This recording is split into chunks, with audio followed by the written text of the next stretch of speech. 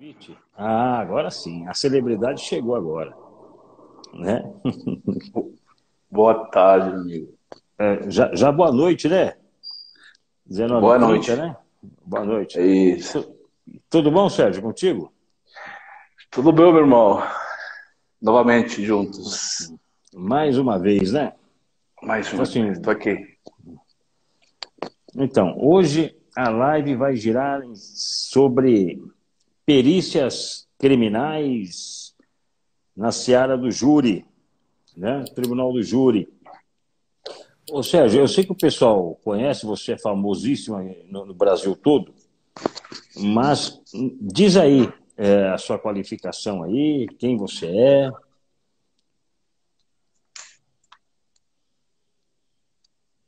Boa noite a todos. Eu sou Sérgio Hernandes. Sou formado em Ciências Criminalísticas pela UTM Chile. Cientista forense, sou perito judicial credencial pelo TJCP. Especialista em Ciências Forenses, em Perícia Criminal, Balística Forense, Perícia em Acidente de Trânsito, Perícias papiloscópicas, datiloscópicas, professor de pós-graduação, assistente técnico e consultor, tá? Consultor de casos criminais para escritor de advogados. E ultimamente estou trabalhando bastante em casos, né, que envolvem polícias militares. O último caso grande de repercussão foi a assassina de Osasco, onde conseguimos inocentar tanto a Victor Schilder quanto a Sérgio Mañañá. Ambos já tinham sido condenados a mais de 100 anos de prisão. Então, em breve, esse é o meu resumo. Sou formado no Chile. Chile, Brasil, Argentina, como eu já falei inúmeras vezes, tenho faculdade de perícia. Você se forma em ciências criminalísticas, no México também. A diferença do Brasil. Brasil, para você se tornar perito criminal, você tem que, primeiramente, fazer um curso na faculdade, na universidade, e posteriormente prestar o concurso público. E o curso de perito na Cadepol dura aproximadamente entre 3 a 6 meses, o curso de formação. Muito bem. Sérgio, eu já conheço o seu trabalho, né? Não é de hoje, já nos conhecemos há algum tempo. Nos conhecemos em um caso que nem foi de repercussão, na verdade, né? Deveria ter sido, mas não Sim. foi.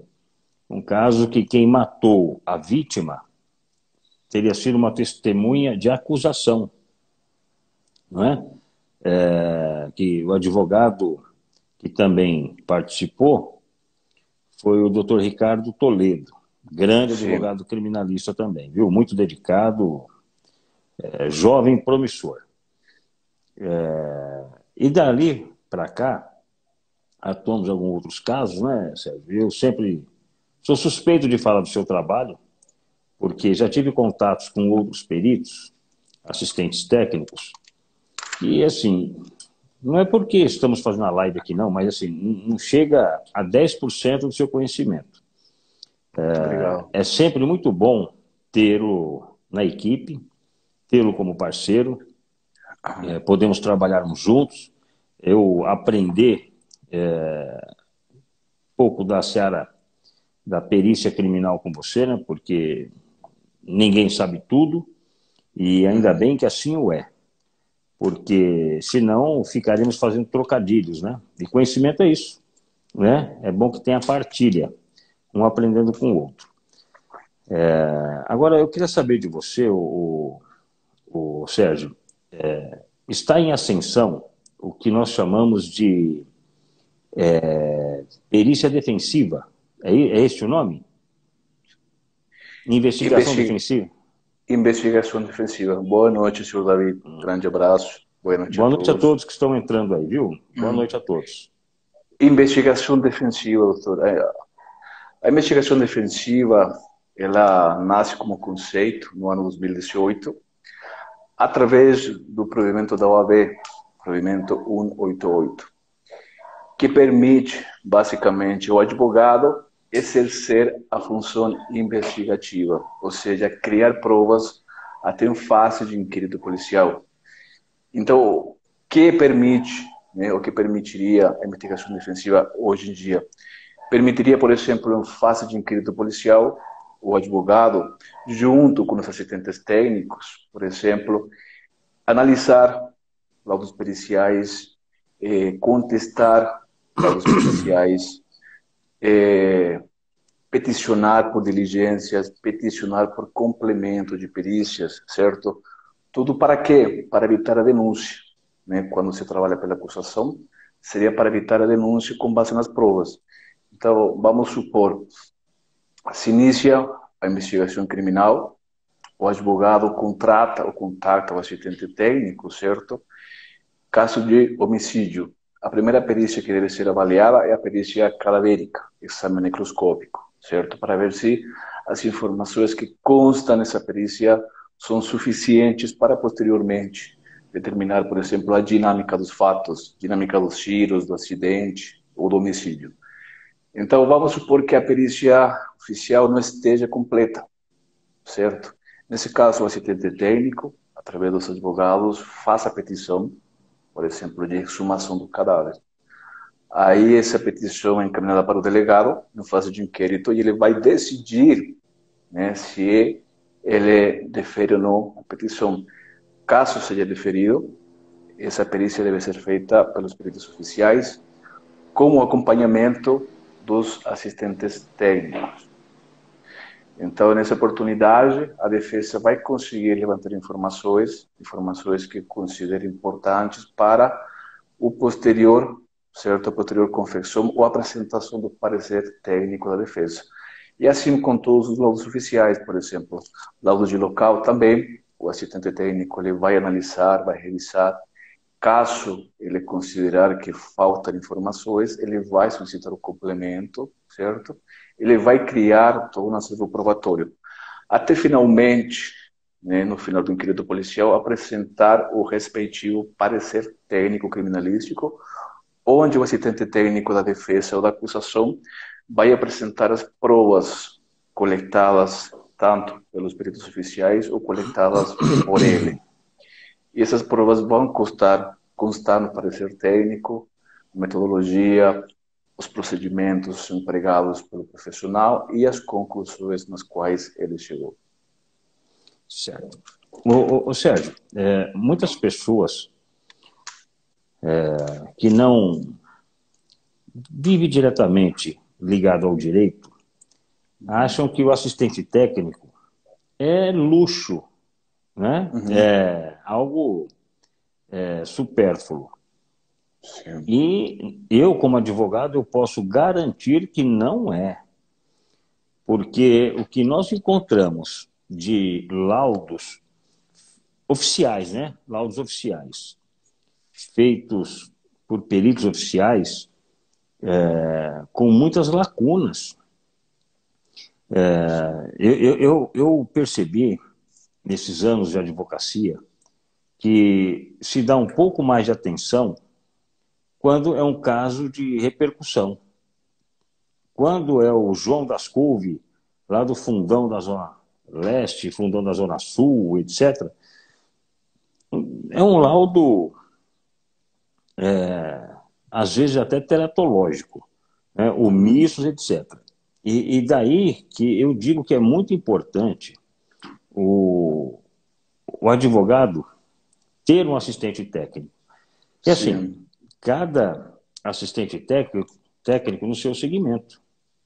Na nossa equipe, né, Sérgio, nós temos outros assistentes técnicos, né? Temos médicos legistas, temos psiquiatras, temos peritos em vídeo, enfim, é um time completo. Para que tudo isso?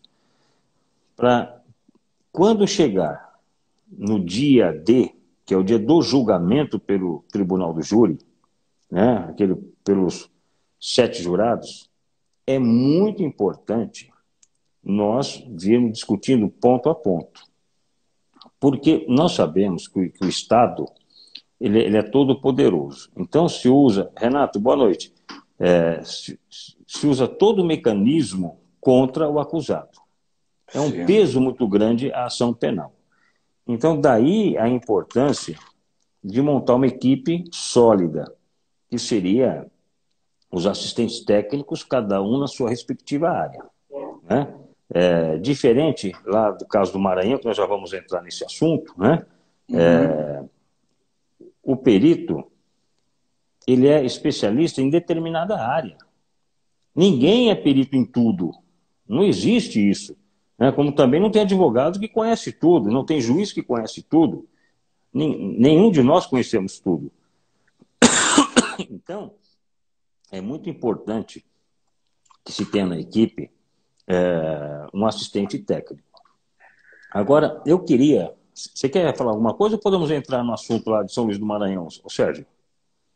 Assim, o que eu queria explicar é o seguinte: quando acontece um caso criminal, um crime que deixa vestígios, né? Porque a perícia ela só vai atuar em crimes que deixam vestígios.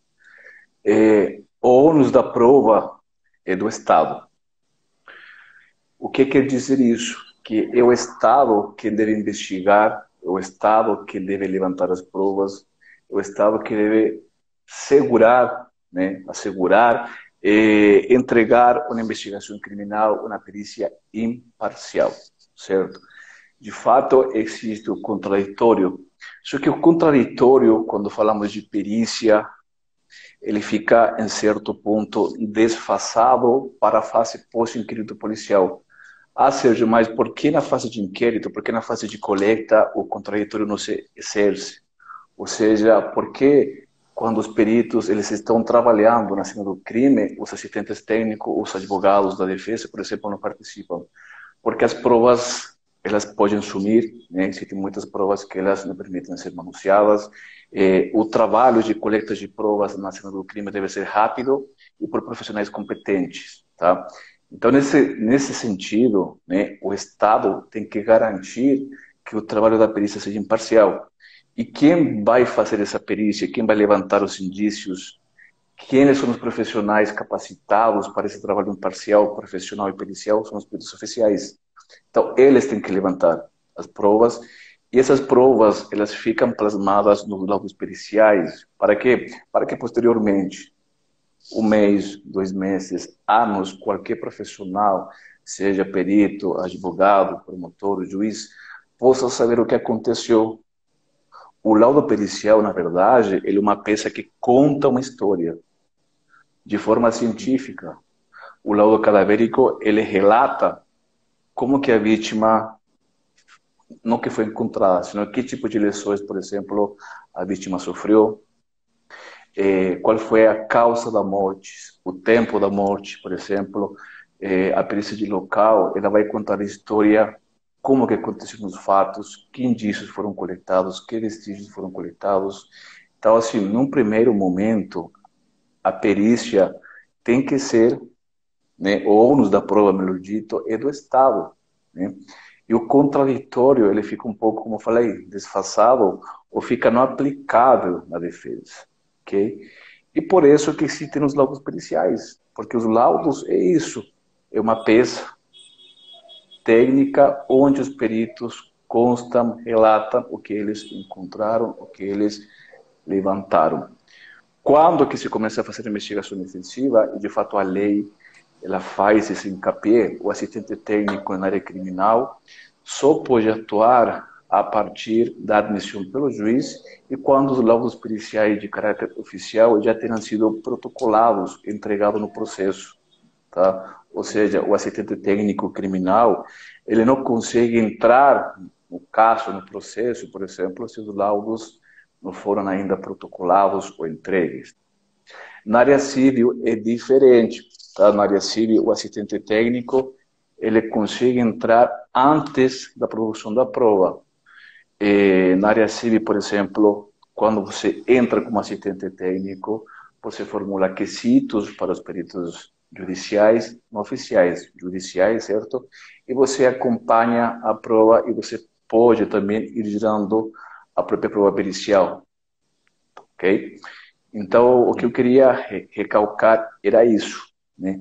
é o Estado, através do órgão ICRIM, peritos oficiais, IML, quem deve garantir a imparcialidade da prova pericial, a imparcialidade na coleta, a imparcialidade no tratamento dos indícios e vestígios.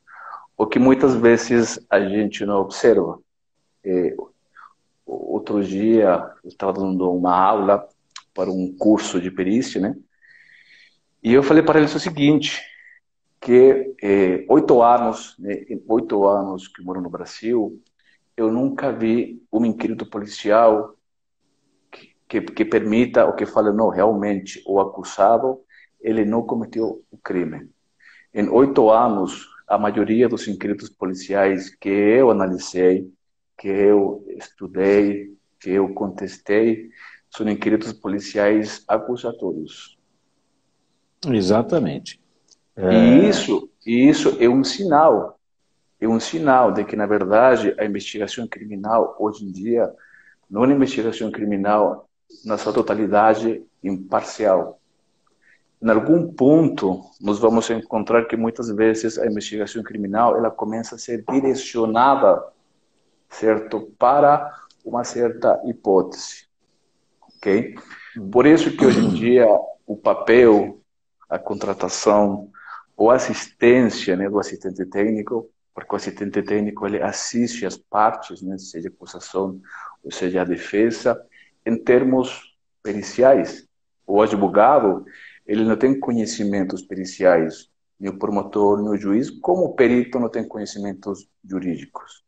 Então, a investigação defensiva ela veio um pouco para tentar sarar, certo, esse conflito que se gira na investigação criminal, para fazer uma investigação criminal mais transparente, para que as partes, para que a defesa, já na fase de inquérito, possa ter as ferramentas necessárias para contestar e para criar provas, para evitar, por exemplo, uma denúncia e assim descongestionar o judiciário brasileiro, que hoje em dia, o doutor sabe por experiência, está muito congestionado. Está muito congestionado.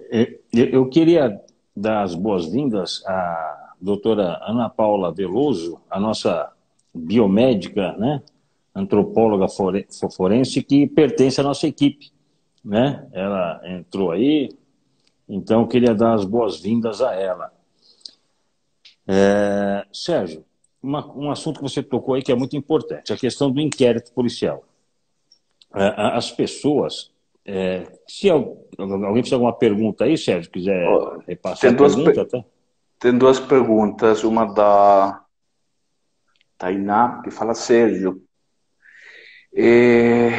caso mais trabalhoso, todos os casos são trabalhosos, todos os casos dão muito trabalho, tem casos mais complexos, mas todos os casos exigem o máximo da gente como profissional. E outra coisa, sobre situações de exumação. Eu tive um caso que aconteceu em Mogi, de fato um caso que hoje estou atuando, né, como assistente técnico, e que foi um caso balístico, certo? Aí quando eu fui fazer a perícia balística reconstrutiva de trajetos e trajetórias balísticas, porque eu precisava o quê? Eu precisava situar a vítima na cena do crime, eu precisava situar os atiradores. Só que para você fazer uma reconstrução da dinâmica dos fatos do ponto de vista balístico, você tem que saber o ângulo, certo? O ângulo do impacto do tiro, ou seja, com que ângulo o projétil ele impactou e penetrou no corpo humano. E para isso você tem que saber o direcionamento dos tiros. E nesse caso específico, o legista ele menciona os tiros, a quantidade, ele descreve a morfologia, só que nesse caso ele não tinha descrito o direcionamento dos tiros.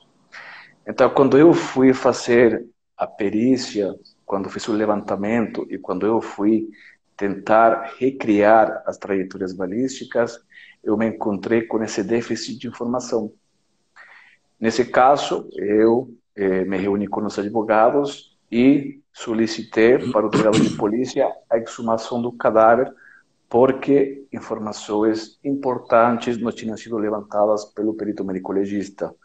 E o apoio jurídico ou legal para isso foi o artigo 160 do CPP. que fala que o perito deve descrever minuciosamente tudo que tiver na frente. E nesse caso específico, como o perito deixou de descrever o direcionamento dos tiros, ele descumpriu o artigo 160 do CPP. Então, com base nisso, solicitamos a exumação, o delegado autorizou, exumamos o cadáver e conseguimos as informações necessárias. E isso faz parte, certo, da investigação defensiva. Então, se não tem assistente técnico, já isso passaria desapercebido, né, Sérgio? Exatamente. E também um ponto muito interessante. A investigação defensiva permite os advogados atuarem em fase de inquérito. Hoje em dia, nós vemos que os casos criminais, a maioria dos advogados, eles começam a atuar após a pronúncia. Certo? Então, por exemplo... Já é um pouco tarde, né? Se passam 3, 4 anos, você não vai conseguir exumar um cadáver para, por exemplo, verificar o direcionamento dos tiros, porque o cadáver vai estar em fase de esqueletização. E tudo que for referente à balística já vai ter sido eliminado, certo? Então, a investigação defensiva também permite isso. Você conseguir reagir de forma pronta, oportuna, a tempo, certo? Para conseguir informações importantes. O doutor Marcel, né? Davis Marcel. Na perícia, necessário sempre contradizer o laudo do MP ou apenas mostrar a visão da defesa. Na verdade, devemos lembrar que o assistente técnico é o perito. A formação do assistente técnico, a formação profissional e científica, tá? Portanto, o assistente técnico, se ele encontrar falhas em todos os laudos, ele deve mencionar todos os laudos que apresentam falhas. E não só os laudos, o assistente técnico ele deve analisar a investigação criminal, analisar a cadeia de custódia de todos os vestígios coletados, certo? Lembrando que hoje mudou, certo? A cadeia de custódia, o pacote anticrime trouxe de forma explícita o artigo 158, a cadeia de custódia. Portanto, hoje em dia, toda a coleta, todo o tratamento de indícios deve respeitar o artigo 158 do CPP. O que fala referente à cadeia de custódia? A investigação criminal pela defesa deve começar sempre analisando a cadeia de custódia, posteriormente os laudos e posteriormente solicitando complementos e finalmente apresentando contestações de tudo que for encontrado falho na perícia. Tá. Deixa eu fazer uma observação, que você falou do inquérito aí nós já vamos responder essas perguntas. Alexandre, obrigado, meu amigo. Doutor Alexandre Massuco, um colega aqui de Bauru. Um abraço, doutor. Então, a questão do inquérito, né? Você disse que todos que você analisou nunca inocentou nenhum investigado. Uhum. Eu também não me lembro de nenhum. E o pior de tudo, eu percebo que não só os investigados, mas os seus familiares dizem assim, não, doutor, só está em campo de inquérito, depois eu vejo isso. Né? Não dão a mínima importância para o inquérito. O inquérito, para os menos desavisados, é como se fosse uma semente que vai brotar o fruto que é a ação penal. Sim. Então, se nós não tomarmos cuidado, não buscarmos já provas desde o inquérito, porque em que pese, segundo até o artigo 156 do Código de Processo Penal, que quem alega cabe o ônus da prova, se o delegado está dizendo que ele fez e ele tem que provar, mas na prática nós sabemos que não é bem isso que acontece, né? Então, quando se vê, já está indiciado, já há um pedido de prisão temporária, já há um pedido de prisão preventiva. Então, assim, é extremamente importante o acompanhamento ab initio, né? Ou seja, desde o início. Porque, senão, enquanto um investigado não está produzindo provas, o delegado está. Em conjunto com o promotor. O promotor faz a cota, pede isso, pede investigação daquilo, quebra de sigilo daqui, pede não sei o quê, e o investigado está dormindo no ponto. E o direito não acolhe os que dormem. Vamos às perguntas aí, Sérgio. O problema, muitas vezes, nisso tudo, é que muitas vezes, por exemplo, nós temos casos de inquéritos policiais falhos, incompletos, onde, por exemplo, a perícia não é suficiente, e o promotor de justiça, como fiscal da lei, não fiscaliza. né? Nós sabemos que o promotor da justiça ele pode também solicitar perícia, exame pericial, e se ele receber um inquérito policial incompleto, ele tem a potestade de ele receber o inquérito e devolver para o delegado para complementar com perícias. E muitas vezes isso não acontece. Muitas vezes o que acontece? O promotor recebe um inquérito policial, não vou falar falho, mas talvez incompleto, certo, em termos probatórios, e por meros indícios ele denuncia. E ele não fiscaliza muitas vezes que a prova pericial presente no inquérito policial, ele absolve o réu, o acusado, melhor dito, né? Então aí também tem outro tema que se discute muito, né? Até que ponto o Ministério Público também ele é fiscal da lei? Até que ponto o Ministério Público ele fiscaliza o inquérito policial, fiscaliza o atuar do delegado, fiscaliza que o delegado cumpra o artigo 7 do CPP, que é muito importante na investigação criminal. Então, assim, existem muitos casos que, na verdade, o inquérito policial ele é falho ou incompleto, certo? E chega nas mãos do promotor e o promotor denuncia mesmo assim. Exatamente. E após a denúncia, dificilmente o promotor vai falar, não, realmente eu errei, eu vou absolver. Não, o promotor vai tentar levar para frente do jeito que está. Eu falo por experiência, já vi casos que não existiam provas, mas o promotor estava tentando condenar. Por quê? Porque era mais fácil tentar condenar que reconhecer o erro, por exemplo. Exatamente. Aqui tem Porque uma pode pergunta gerar ônus muito... para o Estado. Sim. Aqui tem uma pergunta do Alexandre, que é muito interessante, que eu gostaria que você respondesse. Qual a opinião de vocês sobre a mídia nos casos de repercussão? Ele colocou os casos de vocês, mas os casos de repercussão. Por exemplo, no caso do menino Henry. Esse caso já me falaram, mas ainda Eu não também tive ainda muito não. tempo para conseguir analisar, a correria está grande. Mas, assim, qual seria o impacto na mídia nos casos de repercussão? Olha, o caso do menino Henry eu também ainda não tive a oportunidade de me aprofundar, né? Então eu vou falar de forma genérica, Geral. pautado nos processos que eu já atuei de repercussão nacional. Há uma carga muito grande, né, para o advogado, para a equipe, há uma carga enorme. Por quê? Porque a sociedade, erroneamente, ela forma a sua opinião em 5 segundos. Quando ela vê em algum jornal, né, João estuprou e matou Maria, em 5 segundos já dizem, o João tem que morrer na cadeia, sem sequer ouvir o outro lado. Primeiro, tem que se verificar se foi de fato estupro. Tem que verificar se foi estupro, se foi ele. Então, assim, eu digo aos meus alunos que nós, operadores do direito, não temos o direito de formar opinião em 5 segundos. Nós temos que ouvir sempre a parte contrária. E por que a sociedade tem esse costume? O poder público entende que tem que dar uma resposta à sociedade. Essa resposta subentende-se condenar, Sim. prender, punir, sem antes se verificar a legalidade da acusação, se há prova, se não tem, se foi estupro, se não foi, e se foi o indiciado, o preso. Então, assim, no Brasil, infelizmente, há uma inversão, né? Porque você já disse no início da nossa live que cabe ao Estado provar. Só que na prática, isso não ocorre.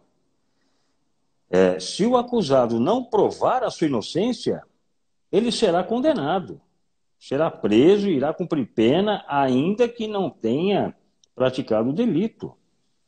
Então, esses crimes midiáticos, a defesa começa pela mídia. Por quê? O promotor, por vezes, dá entrevista, a família da vítima da entrevista, o delegado de polícia da entrevista, e vai se então consolidando uma opinião pública. E aí o advogado não pode se acovardar e dizer, não, eu não falo com a mídia. Então, assim, a minha opinião, se esse advogado não tem coragem de falar com a mídia, e ainda que seja ao vivo, se for ao vivo é melhor ainda, porque não tem cortes. Então, minha opinião, não está muito na praia do tribunal do júri, né? Aí as pessoas falam, o advogado quer se aparecer. Não, não é questão de se aparecer, você está falando em nome do seu constituinte. Você está apontando o outro lado da moeda, para que não se forme uma opinião, por muitas vezes, equivocada. Porque essas pessoas que assistem esses jornais, ou seja, como você sabe, é quem irão compor o conselho de sentença. E aí já vai, então, com a opinião formada. Então, casos midiáticos, a defesa se começa pela mídia. E ainda temos outro ponto, né, doutor? Além da mídia, né, o senhor mencionou agora que quem assiste geralmente são os jurados. E quando o jurado chega no plenário, no salão do plenário, e vê o promotor sentado do lado do juiz, a promotora Exatamente. sentada do lado do juiz. Aí também E passa. o advogado lá de escanteio, né? Quase fora do plenário, né? Que é assim que é a composição. Prossiga, Aí, Sérgio. aí se passa uma mensagem de que o Ministério Público, por exemplo, né, está do lado da lei, porque está do lado do juiz, né? E seria reforçar um pouco a tese acusatória, né? Já vi muitos advogados brigarem em plenário justamente pelo promotor ficar sentado do lado do juiz, né? Então, além de ficar sentado, Sérgio, ainda ficam cochichando, dando risadinhas, né? Como se ali fosse a sala de estar da casa deles. E não é. Ali é um local solene, deve haver respeito, né? Porque ali não há motivo algum para se dar risadinhas. Há uma vítima, né? Fatal ou não, mas sempre há uma vítima, e há alguém preso ou solto, se solto está sendo processado. Então, assim, não há motivos para risadinha ali em plenário. E eu cansei já de ver, já briguei com juiz, com juíza, com promotores, porque ficam nesse cochicho, mas isso é uma estratégia deles. Para quê? Porque, assim, para os jurados, o juiz é o Deus, Uhum. enquanto que, na verdade, o Deus ali são os jurados. Os jurados podem muito mais que o ministro do Supremo Tribunal Federal, que, aliás, não está com boa imagem hoje, né? Mas isso é um outro assunto. Então, Sim. assim, essa disposição do Tribunal do Júri, eu entendo que realmente deveria se mudar, deveria ficar igual é lá nos Estados Unidos, o juiz fica em um lugar, as partes ficam em outra, né? Sim. Além da visibilidade, não tem esse aspas conchavo entre promotor e juiz. Isso daí eu acho que acaba influenciando sim os jurados. E o doutor Luiz Fernando Pincirilli, né, Oh, nosso que ele que amigo, trabalha aqui comigo no escritório, que ele fala o faz parte da nossa seguinte, equipe. faz parte também da nossa equipe, ele fala um assunto muito interessante, aliado ainda que o que é apresentado aos jurados é somente a pronúncia. Exatamente, Ou seja, já exatamente. temos a mídia, que a mídia ela faz um embasamento, certo? Ela faz vamos dizer, já dá algumas conclusões, certo? Muitas vezes falsas sobre os fatos, sem provas, né? Temos que aí os jurados chegam no plenário, na sala, e está o juiz e o promotor do lado, e posteriormente só é repassado para eles a pronúncia. Exatamente. Ó, a doutora Priscila Modesto entrou aí. Um grande abraço, doutora. Grande tribuna de júri, viu? Grande tribuna. Tem mais pergunta aí, Sérgio, para nós respondermos aí? Você está vendo alguma aí? Não, acho que a gente respondeu todas as perguntas aqui. Já? Doutor Bruno Laerte, perito do Maranhão, um grande abraço. Ele não faz parte do crime, mas ele é um grande perito em TI do Maranhão. É, eu acho que ainda é um privilégio para ele não servir ao ICRIM, né? De lá, né? E, aliás, vamos falar um pouco sobre o ICRIM de lá, Sérgio? Na verdade, não é falar sobre o crime, né? É falar sobre um caso de repercussão que nós estamos atuando, que é o caso Mariana Costa e Lucas Porto, certo? No 422, que é a última fase de petição de diligências, certo? Que é aberto para as partes, a defesa peticionou por diversas perícias. Uma dessas perícias foi a perícia acústica no local dos fatos, alias cena do crime.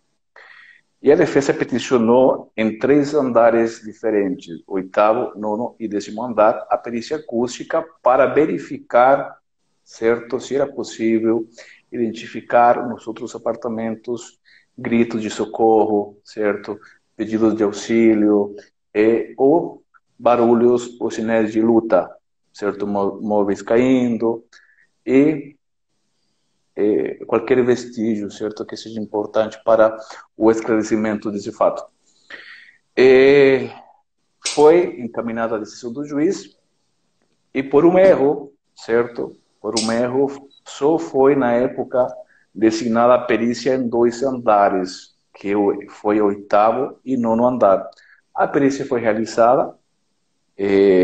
Nós não percebemos na época que o 10º andar não foi periciado porque nós fomos proibidos de acompanhar a perícia nos outros andares. Nós fomos proibidos pela delegada que estava acompanhando o caso.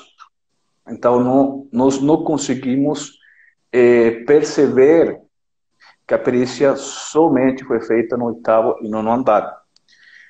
Quando o laudo pericial de acústica ele foi protocolado no processo, é que nós verificamos que efetivamente a perícia não foi feita no 10º andar. Então a defesa emitiu, certo? Nós entramos com a petição e peticionamos pelo complemento da perícia. Até porque a petição inicial, no 422, era 3 andares, 8º, 9º e 10º andar. Então, essa petição era exclusivamente para complementar a perícia no 10º andar. Que não tinha sido feita. Que não tinha sido feita na época, que foi, me parece, no mês de novembro do ano passado, 2020. Perante isso, certo, o juiz ele deferiu o pedido, até porque o pedido já tinha sido aceito no 422, e ele marcou para domingo, né? Domingo, 21 dia de 3 de março, para que a perícia seja refeita, na verdade não refeita, para que a perícia seja complementada no 10º andar. Então, aí já a petição da defesa seria encerrada com a perícia no 8º, 9º e 10º andar. Fomos até o Maranhão, fomos até o local dos fatos, certo? E em conversa com o diretor do ICRIM e a delegada responsável pela investigação, eles nos informam que a perícia iria ser refeita no 8º e 9º andar. E nós perguntamos, e o 10º andar? A decisão judicial fala que a perícia hoje é complementar exclusivamente do 10º andar. Até porque um prédio, certo, que estava com pessoas com Covid, então todo mundo estava com alto risco de contágio, certo? Então o mais normal, certo, perante isso, era simplesmente, se a perícia não poderia ter sido feita no 10º andar, como o juiz, certo, decidiu, era ter remarcado a perícia. Ter remarcado e ter informado o juiz, seu juiz, em um apartamento do 10º andar, a perícia conseguiu ser realizada, certo, por X motivos. Tinha até um morador de um apartamento que estava com Covid, efetivamente, e a perícia ter sido remarcada, reagendada. Mas não foi isso que aconteceu. De forma um pouco arbitrária, certo? Foi refeita a perícia no 8º e no 9º andar. Nos questionamos as autoridades oficiais o motivo, né? O motivo dessa perícia estar sendo refeita quando a decisão judicial era direta, perícia complementar no 10º andar. Perante isso, se deu uma situação muito complicada. Fomos até destratados, né? Que que não tínhamos faculdades, que não sabíamos ler uma decisão, certo? Perante isso, sempre nossa resposta foi com educação, com elegância, até porque nós estamos todo mundo trabalhando, certo? E todos estamos na procura da verdade, né? E nos questionamos do porquê a perícia estava sendo refeita no oitavo e no nono andar e não como o juiz tinha determinado. Existindo ainda uma porteria no Maranhão que proibia qualquer tipo de atividade que levasse a uma aglomeração até o dia 15 de abril. Exatamente, Sérgio. Então, assim, ó, esta perícia aí, e eles acabaram realizando, né? E o pior que isso, eu e o doutor Sérgio estávamos conversando com o diretor do ICRIM, querendo entender os motivos pelos quais seriam feitas novas perícias nos mesmos apartamentos que já haviam sido objeto de perícia. Uhum. E o diretor do ICRIM não achava resposta. Veio querer falar em metodologia, nós não estamos falando de metodologia. Ah, mas é hora de contestar, não é agora, tem que esperar o laudo. Ninguém está querendo contestar laudo. Nós só estávamos querendo uma resposta simples. Por qual razão se iria realizar perícias novamente no oitavo e no nono andar? Não obtivemos respostas. E aí, então, ali eu falei, bom, vocês vão fazer a perícia? Então, ok. Porque eles não queriam deixar entrar. Falei, tudo bem, mas eu vou entrar no apartamento. Falei, eu vou entrar. Senão vocês vão ter que me prender, mas eu vou entrar. E falei, qual apartamento que vocês vão começar? Aí a delegada, não, já começou a fazer. Sem nos avisar. Veja bem, não é a delegada que determina a hora que vai começar a perícia. Isso, na minha opinião, é desvio de função. É usurpação da função pública, na minha opinião. Na minha opinião. Quem determina é o diretor do ICRIM, que está ali, ele é o chefe dos peritos. Né? A delegada está ali somente para garantir a segurança de todos. É somente isso. A logística, etc. Agora, o trabalho propriamente dito, não compete a ela determinar o horário. Né? Muito bem. E outro ponto então, importante, só para fazer um entre aspas, outro ponto importante, a perícia jamais pode atuar de ofício. De fato, exatamente. De fato, a perícia ela atua por provocação. Quem provoca a perícia é o delegado de polícia. Então, quando acontece um crime, o delegado de polícia ele vai provocar a perícia. O diretor de qualquer crime ele vai nomear os peritos para que esses profissionais façam a perícia. Esse é o caminho. Mas o perito, por exemplo, eu já falei um monte de vezes, o perito não pode ir ao local dos fatos, parar a viatura e falar, não, vou fazer perícia aqui. O perito não consegue atuar de ofício. O artigo 6º do CPP fala que compete à autoridade policial requerer o exame pericial que ele achar necessário para cada caso. Ou seja, se o delegado de polícia, por exemplo, ele não solicita uma perícia balística, de confronto balístico, de local, microscópico, não vai ser feita a perícia. Já vi muitos casos que o delegado não solicitou perícia no local dos fatos e a perícia não foi feita. Ou que o delegado não solicitou, esqueceu de solicitar perícia de confronto balístico e não foi feita. Aí, posteriormente, a defesa, o juiz, o promotor, tiveram que solicitar. Mas o importante mencionar é isso. Existia uma decisão judicial do juiz claramente falando que a perícia deveria ser feita única e exclusivamente no 10º andar. Até porque estávamos todos em risco. Exatamente. Ali o perigo de contágio era enorme ali.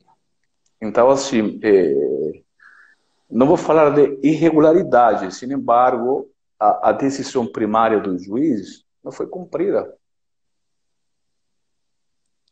Foi feita a perícia, mas a perícia foi feita não onde o juiz mandou fazer a perícia. Então, se não tem condições, de fazer, porque moradores, alguns não autorizaram, e o juiz Uhum. disse que não ia expedir ordem, né? Na Sim. minha opinião, um absurdo, né? Mas ordem judicial se cumpre ou se recorre, né? Então, Uhum. assim, eu achei estranha essa decisão, minimamente estranha, de não determinar para que os moradores abrissem as suas portas para que realizasse a perícia. A defesa não tem que provar nada. Mesmo assim, estamos tentando provar, não é? Muito bem. Então, dos 4 apartamentos que tem no 10º andar, 3 não autorizaram. O único que havia autorizado estava com Covid e foi para o hospital. Foi ao Uhum. hospital. Então, não teria como realizar essa perícia. Então, Sérgio, o que deveria ter sido feito? Olha, está encerrados os trabalhos, vamos marcar uma nova data, vamos torcer pela recuperação do morador e depois, se for o caso, se for possível, faremos a perícia. Uhum. Agora, você matou a charada. O porquê que eles quiseram fazer novamente no 8º e no 9º andar? Você comentou comigo e eu vou falar aqui. Porque você questionou no primeiro laudo, né?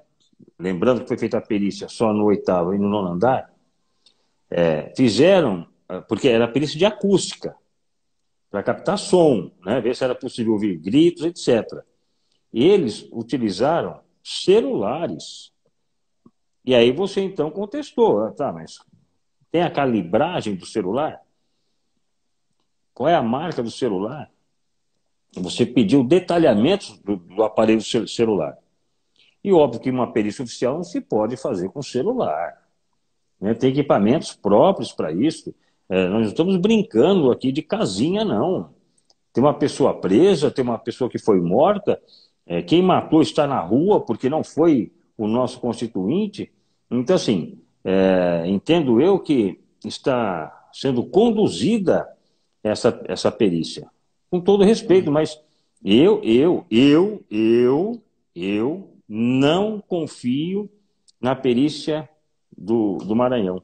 No ICRIM, eu não confio. Eu não confio. Não sou obrigado a confiar. Não sou obrigado a confiar. Inicialmente, eu depositava 100% de confiança, Sérgio, e você sabe disso, né? Eu sempre elogiei o trabalho, mas depois de alguns episódios, que não vamos falar aqui agora, porque isso será objeto de debates lá no júri, né? E a assistência da acusação está pedindo para que o julgamento seja ao vivo, e eu concordo, eu também vou transmitir ao vivo, né? Porque se a acusação pode, eu também posso. Então, a defesa, né, não é só eu como advogado, é o doutor Fernando, é a doutora Vanessa e o chefe da causa, o Ricardo Ponzito. Então, fora os assistentes técnicos que temos, que é um grande time. Então, assim, será transmitido ao vivo.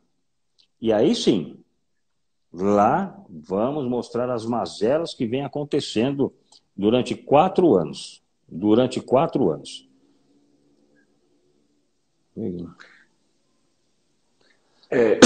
Um fato também que se mencionou muito, que esse júri acabou sendo adiado, né, doutor, pela acusação, pela defesa, Olha que absurdo. porque a defesa teria solicitado perícias, né? Só que essas perícias foram solicitadas no 422, ou seja, foram solicitadas no tempo legal, Previsão legal. na previsão legal. O que aconteceu? Que o doutor pode falar ou não pode falar? Não, Porque o júri foi eu adiado? posso. Foi culpa da defesa? Não, não, não, eu vou falar. Eu vou falar. A questão de mais ou menos 8 meses atrás, né, os advogados estavam questionando a lista dos jurados, que era a lista dos jurados do ano 2020. Muito bem. O artigo 426 do Código de Processo Penal diz que a lista dos jurados deve conter nome e profissão. Nome e profissão. Não precisa ser nenhum mágico para interpretar o artigo. Não é? O juiz publicou uma lista somente com os nomes. Somente com os nomes. Nós entramos com uma reclamação no tribunal do Maranhão. O tribunal disse o seguinte, olha, é para publicar a nova lista dos jurados com nome e profissão, nos moldes do artigo 426. Pois bem, segundo o artigo 426, todo dia 10 de outubro de cada ano deve sair uma nova listagem. Então, o que o juiz fez? Publicou uma nova lista com o nome e o cargo, não a profissão. Funcionários públicos. Ora, funcionário público não é profissão. Não é? E aí, então, nós entramos com uma outra reclamação. E o pior de tudo, ô Sérgio, e você sabe disso, mas quem está assistindo não sabe, e eu vou contar, é que essa nova lista de jurados, né, que foi publicada, que nós impugnamos, a segunda lista que nós impugnamos, nós fomos acompanhar o sorteio ali na hora, sorteio de 25 mais 50, porque 25 é que vai para o plenário, né? Desses 25 serão sorteados 7, não é? E 50 de suplentes. Sérgio, 32 ou 33 nomes repetidos de jurados, né? Então, diante daquilo, chegamos no dia seguinte, lá na vara do 4º Tribunal do Júri, da comarca de São Luís, com a petição na mão, despachamos com o juiz, olha, nós queremos fiscalizar a urna agora. Queremos fiscalizar a urna agora. Então, tinha, salvo engano, 4 nomes dentro da urna repetidos. Né? E lá tem um instituto chamado IEMA. Eu não sei muito bem o significado. Alguma coisa de tecnologia, se não me falha a memória. Desse instituto, se não me falha a memória, foram sorteados 7 jurados. 7. Sabe quem é o diretor de estratégia desse instituto IEMA, que foi sorteado 7 jurados? O assistente da acusação. Olha que julgamento imparcial que teria, não é?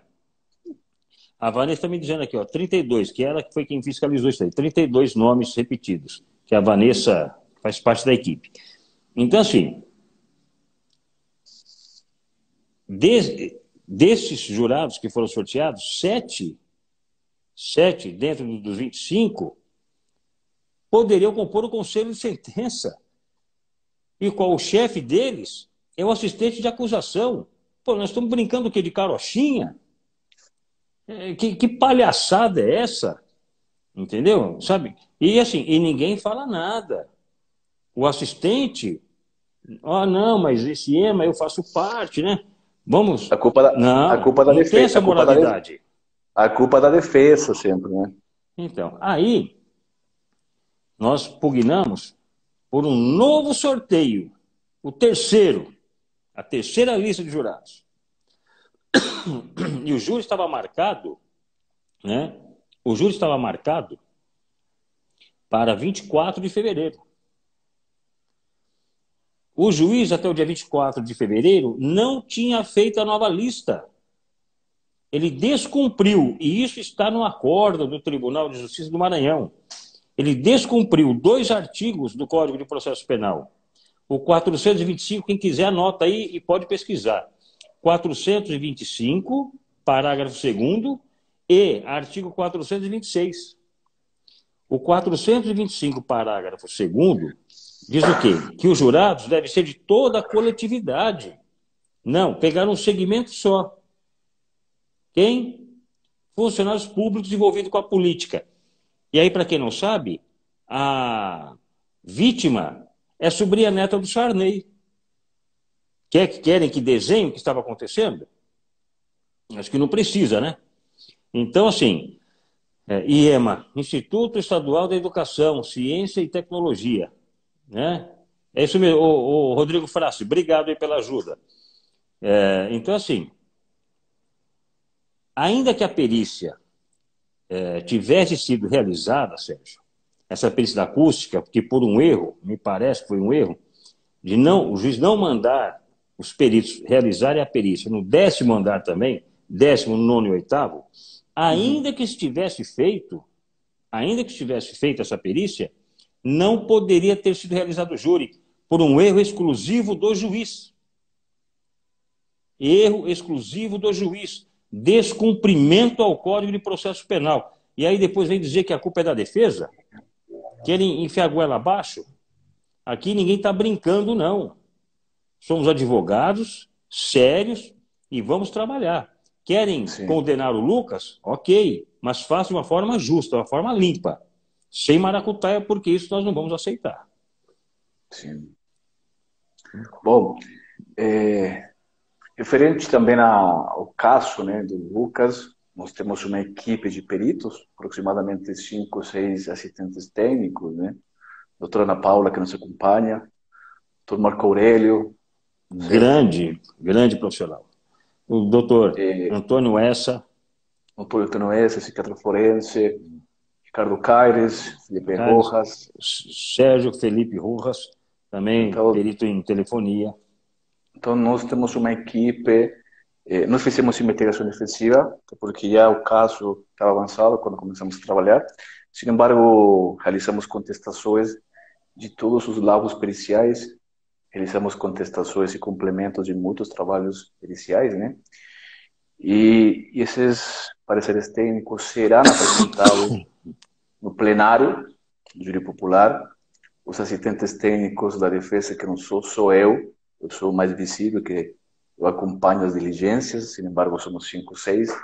Vamos estar todos em plenário explicando o nosso trabalho, explicando nossas conclusões técnicas periciais, porque o assistente técnico, ele é um perito. E não existe uma criminalística do perito oficial, na criminalística do assistente técnico. Não existe a balística do perito oficial, a balística do assistente técnico. Não existe a medicina legal para o perito oficial e para o assistente técnico. A criminalística, as ciências forenses é uma. A diferença, sabe qual é, meu amigo? É a qualidade do profissional, é a qualidade do perito. Por isso não temos peritos bons e temos peritos ruins. Mas a criminalística e a perícia é uma. Tá. A doutora Ana Paula Veloso, que é a nossa biomédica, né? Compõe a equipe, ela está perguntando se o juiz pode sofrer alguma consequência por esses erros. Legalmente dizendo, quando há procedência de uma reclamação, dever-se instaurar um processo administrativo contra o magistrado, né? Mas, a minha opinião, será instaurado? Não. Ali tem muitas coisas que serão ditas só no dia do julgamento, mediante provas, porque eu não vou dar um passo fora do processo, e queixos cairão de ver algumas coisas que foram feitas. Não vou dizer aqui falcatruas, né? Por enquanto não. No dia do julgamento eu não sei. Mas erros grotescos e erros inadmissíveis, né? Chego eu a pensar, não estou dizendo que chego eu a pensar que são coisas conduzidas, né? O que queremos aqui? Queremos isso, então temos que fazer isso, isso e isso. Então, assim, ó, é um caso de repercussão, envolve a sobrinha neta do Sarney, ex-presidente da República, Rosiane Sarney, foi governadora do estado do Maranhão, né? Então, assim, a força política é muito grande. A mídia de lá é do Sarney. Eu quero ressaltar um ponto. Eu quero ressaltar que nós somos profissionais antes de sermos profissionais da defesa. Perito Raul Cardoso, que ele também participou do caso. Um abraço, Raul. Eu quero falar o seguinte, que independente da gente ser da defesa, nós somos profissionais. E nesse caso em específico, nós acompanhamos diversas perícias. Aparelhos celulares, telefonia, de reprodução simulada, e nunca tivemos um problema. A defesa sempre respeitou o trabalho oficial, nós sempre respeitamos o trabalho dos peritos oficiais, toda a pronunciação, certo, foi através de quesitos, porque nós somos profissionais com experiência, não é o primeiro caso, doutor Arildo não é o primeiro caso, então simplesmente nós acompanhamos os casos com todo respeito, certo, o trabalho dos profissionais, só que chega um ponto em que nós também devemos bater a mesa. Chega um ponto em que nós devemos fazer valer o direito, certo? E nessa oportunidade nós fizemos valer o direito, porque uma decisão judicial não pode ser desrespeitada. Eu tentei entender o posicionamento deles.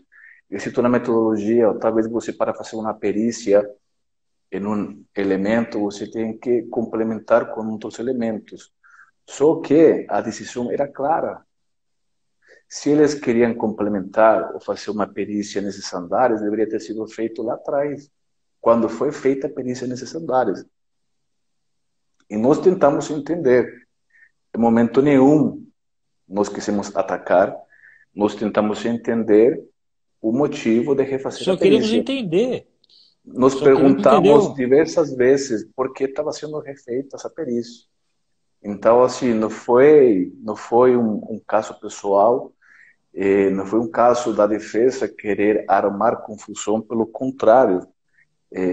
Nós perguntamos por que a perícia iria ser refeita e perante o risco de contágio, né? Eu até conversei com um dos peritos, né? Expliquei para eles, falei o seguinte: o juiz mandou fazer a perícia no andar, estamos todos em risco se a gente fazer em outros andares. Por quê? Porque dessa vez existem moradores contagiados com Covid. Aliás, estavam usando 2 máscaras, né? Eles Sim. estavam usando 2 máscaras. Então, se não era possível, certo, fazer a perícia conforme a decisão judicial, era se falar: senhores, o risco é alto, o 10º andar não vai ser possível fazer a perícia, então nós vamos informar para o juiz remarcar o exame pericial. Era isso, era isso.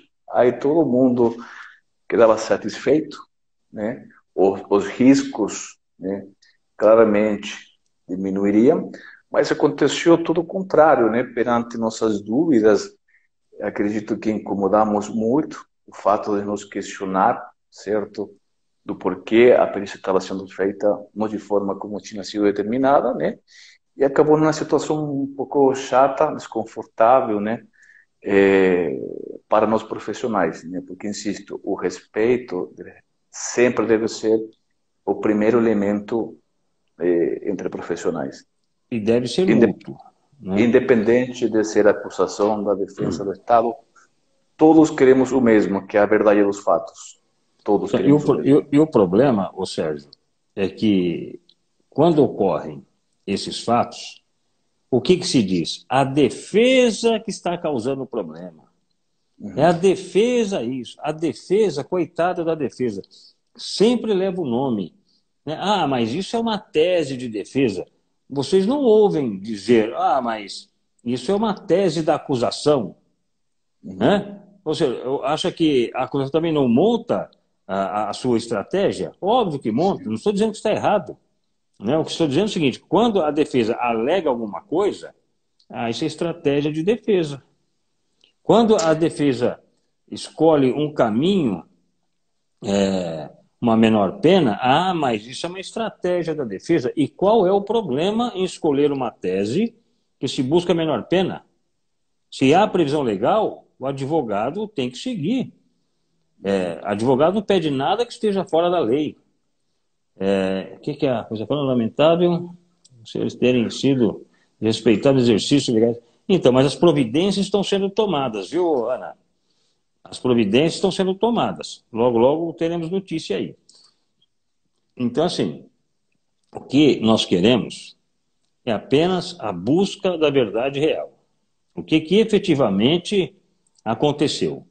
Né? Aconteceu nos moldes que a acusação está dizendo? Não. Se não é dessa forma, de que forma que aconteceu? É isso que nós queremos saber. Porque pior que o inocente preso é um culpado solto. Esse é o problema. além de se prender o inocente, tem um culpado que está solto, né? E isto será objeto de argumentação depois lá no júri, com as provas devidas. Agora, não se pode imputar um crime a alguém e já tê-lo como um condenado, como um culpado. Não é isto que diz a nossa Constituição. Aí muitos podem dizer, ah, mas ele confessou, que nem dizem, né? Ah, ele confessou. Não há confissão. Não há confissão. Isso é blefe. Atenção, isso é blefe. Vou provar no plenário que não houve confissão. Isso tudo é uma mentira. De fato, tem certos profissionais, né, que não são da defesa, que eles curtem a fanpage de Somos Todos Mariano, profissionais que deveriam se manter imparciais. Exatamente. Então, assim, o que nós queríamos, sabe, era um trabalho pelos órgãos estatais imparcial. E me desculpe assim, se eu estiver errado, mas eu não confio mais. Não é que a defesa queira, na verdade. Na verdade, todo mundo tem direito a uma investigação justa, imparcial. Não é que a defesa esteja pleitando. Ninguém deve pedir, por favor, que a investigação seja imparcial. Deve ser imparcial. Todo mundo tem direito a um juízo, uma investigação justa, imparcial. Nós estamos pedindo garantir que seja imparcial. Exatamente assim. Porque nós acompanhamos muitas diligências. E todas as diligências nós acompanhamos com devido respeito, formulando os quesitos, tudo de acordo com como a lei determina. Então, nós aqui não estamos exigindo nada, nós estamos simplesmente exigindo que seja feito o que a lei fala. Não é privilégio de ninguém, é um privilégio do Estado. Ter julgamento justo é um privilégio estatal, sim, não é do acusado. O que ganha a sociedade com o inocente preso? Nada, nada. Né? Só se tem prejuízo. Sim. Então, Sérgio, eu acho que vai dar acho que uma hora nós estamos aqui, né? Provavelmente a live vai cair. Então, assim, para finalizar, eu quero que o doutor, como advogado, né, fale, porque o assunto era perícias criminais e forenses no plenário. Qual é a sua opinião, já que o doutor já trabalhou sem assistentes técnicos e hoje o doutor já tem casos que já trabalhou, a gente já trabalhou em 2, 3 casos juntos, né? Que o doutor tem o apoio do profissional, do assistente técnico criminal, certo? Olha, no plenário do júri, tudo é um jogo muito rápido, né? Ali em inquirições, sem a valorosa contribuição de um assistente técnico, que é valorosa, né? É uma luz, eu tinha que ficar olhando, né? Alguns termos técnicos, que eu não sou médico, e ir no Google pesquisar o que é imagem e tal. E aí, assim, dentro da minha ótica, fazer a minha perícia e combater do meu jeito, né? Só que, da mesma forma que eu não tenho formação de perito, o promotor também não tem. Então, estamos mais ou menos empatados, né? Sim. Então, assim, ó, é fundamental ter assistente técnico, porque o promotor tem o perito particular dele, não dele, do Estado, né? Se o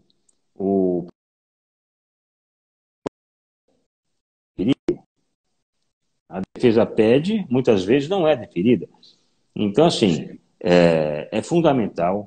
O trabalho se torna menos difícil, não vou dizer mais fácil, mas menos difícil, e aumenta significativamente a aplicação da justiça, por muitas vezes provar a inocência do réu. Sim. Então, eu acho doutor, que vai cair. Pela experiência do doutor, então o assistente técnico torna-se um profissional hoje indispensável para os advogados, para a advocacia criminal e para, vamos dizer... Indispensável à administração da justiça, como é o advogado. Sim. O advogado, ele pode até conhecer muita coisa, mas não conhece tudo. né? Então, assim, é bom deixar nas mãos de profissionais especializados. E você, Sérgio, você é um grande profissional. O processo que eu puder atuar com você, você vai estar comigo sempre. Muito, muito obrigado, amigo. Eu confio em você cegamente. De fato, para mim é sempre um prazer, né, encontrarmos casos, trabalhar juntos, né? E o assistente técnico, ele não só trabalha pela defesa, também para a acusação. Também, assim como E, advogado, também pode ser assistente da acusação, né? Tem gente que é advogado só defende. Não, e o dependendo, pode acusar também. e o Ministério Público, ele também tem a faculdade de nomear assistentes técnicos. Exatamente. Então não é só a defesa, não é só a defesa que contrata. A acusação, eu já trabalhei como assistente técnico da acusação, justamente no caso, no Maranhão, caso do advogado Bruno Matos, né, que ele era assessor jurídico do senador Roberto Rocha, já foi assistente da acusação, ainda não do MP, mas já trabalhei em ambos os lados, né? Então, assim, o assistente técnico, hoje, segundo o meu ponto de vista, ele é um profissional que ele garante, certo? Talvez o contraditório pericial, né? Ele garante, por exemplo, uma transparência na perícia. Ele garante, por exemplo, filtra as informações. E, na verdade, né, nós, como assistentes técnicos, entregamos provas, certo? Provas. Não vou falar provas da defesa, provas científicas, porque, como eu falei anteriormente, meu conhecimento é o mesmo conhecimento que os peritos oficiais têm. A criminalística é uma. A única diferença hoje é que, por exemplo, eu me formei em 5 anos de faculdade. A única diferença é que eu me formei em faculdade é que no Brasil, para ser perito oficial, você passa por concurso público e, posteriormente, um curso de 6 meses. É a única diferença, mas o conhecimento é o mesmo. Então, não tem isso também de que o perito contratado pela defesa, ele vai puxar as provas pela defesa. Não dá, por quê? Porque nós trabalhamos com ciência, com provas, com método científico. A prova não mente. Não dá para falar que uma arma não atirou quando uma perícia vai confirmar que a arma atirou. Não dá para falar, não, essa pessoa não esfaqueou, ou esse sangue não é da pessoa, ou esse sêmen não é da pessoa, quando a perícia está confirmando que é. Então, isso eu quero deixar muito claro. O assistente É, técnico é um profissional da ciência igual um perito oficial. responder a última pergunta aqui, do Raul, né, o nosso perito de vídeo. Ele pergunta assim: qual a importância da perícia frente a uma prova testemunhal? A testemunha, muitas vezes, tem um ânimos de condenar ou absolver, né? Tem testemunha que mentem, há testemunhas que omitem a verdade, há Sim. testemunhas que fazem absurdos. A perícia, não. Se ela for imparcial, não. Né? Aí pode se perguntar, mas o assistente técnico vai fazer uma prova contra o seu cliente? Não, ele não vai fazer isso. Ele vai fazer o Uhum. quê? Ele vai apontar as falhas que houve. Mas o Sim. assistente técnico ele não vai dizer assim, ó, é, se a camisa do sujeito era azul, ele vai dizer, ó, a camisa do sujeito é vermelha. Ele não vai mentir, Uhum. entendeu? Profissionais Sim. sérios como o Sérgio, né? Estou falando, estou tendo ele como referência. Então, assim, não há mentiras. Ele aponta as falhas. E aí cabe ao Estado sanar essas falhas e buscar a verdade. É esse o ponto. Né? Então, eu entendo que prevalece a prova pericial do que a prova testemunhal. Sim, de fato, né, quando a gente fala do artigo 158 do CPP, o artigo 158 fala que em todo crime que deixa vestígio deverá ser feita sempre a perícia criminal, mesmo, Exato. mesmo o acusado confessando. Exatamente. A O que confissão. acontece, o que acontece no Brasil, o que está acontecendo atualmente, estamos observando uma inversão da prova pericial, onde a prova testemunhal, ela hoje está sendo colocada na cúspide da pirâmide. E a prova material está sendo colocada aqui embaixo, E é o quando na inverso. verdade deveria ser o contrário, porque a prova testemunhal, vou falar depoimento, declaração, ela pode ser criada, induzida. O delegado pode induzir uma pessoa, o advogado pode induzir uma pessoa, entendeu? Mas a prova científica, a prova material não pode ser induzida. Não, a prova não. Genética forense, balística forense, são ciências que têm seus resultados baseados em métodos científicos, em procedimentos, metodologias técnicas científicas. Por isso que a prova pericial sempre vai estar no topo, ou deveria estar no topo da investigação criminal. A perícia criminal, ela tem como objetivo determinar, por exemplo, se o fato realmente aconteceu, como aconteceu, a dinâmica, quais instrumentos foram utilizados, certo, para cometer o fato e, finalmente, a autoria. É a perícia criminal, é a perícia criminal que vai entregar as provas da materialidade, certo, através do exame, ou do cadáver, certo, ou do fato, e a autoria, uma digital, uma marca de sangue, um pelo, um cabelo, sêmen, vai entregar, vai relacionar uma pessoa, um fato. Que pode ou não ser do suspeito, né, Sérgio? Que pode ou não ser do suspeito, que isso vai depender do conjunto das provas. E aí não há uma presunção, né? Esse cabelo é dele, não há essa presunção. Jamais as provas, elas devem ser interpretadas de forma isolada. As provas periciais, elas devem ser interpretadas de forma conjunta. Exatamente. Porque se eu interpreto uma prova de forma isolada, eu posso ter outra prova que confirma o contrário. Certo. Sérgio, eu acho que vai cair já, não sei nem como não caiu ainda. É que agora dura 2 horas, aqui estava falando 2 horas e dá para colocar até 4 pessoas no Instagram. Então vamos fazer depois uma live, então? Eu, você, o doutor Fernando, né? E quem mais que nós podemos chamar? Doutora Ana Paula. Doutora Ana Paula. Vamos chamar a doutora Ana Paula, a nossa biomédica, para ela falar um pouco dessa área que não se fala tanto, né? Ela tem muita experiência também no SBO. Né? Isso. No SBO, então não vai conseguir falar muito porque é matéria de júri. Sin embargo, ela também faz parte, ela tem muita experiência na antropologia forense, ela foi professora, ela de fato é professora do PVJ, que é o Instituto Paulista, né, Estudos Jurídicos, que é muito reconhecido, né, que eles têm cursos de pós-graduação em ciências forenses, né. Mas não vou fazer propaganda aqui porque ninguém está me pagando pela propaganda. Então, vamos fazer o seguinte. Meu amigo, eu quero agradecer a todo mundo pela companhia, né? Espero que a gente possa ter passado algum tipo de informação.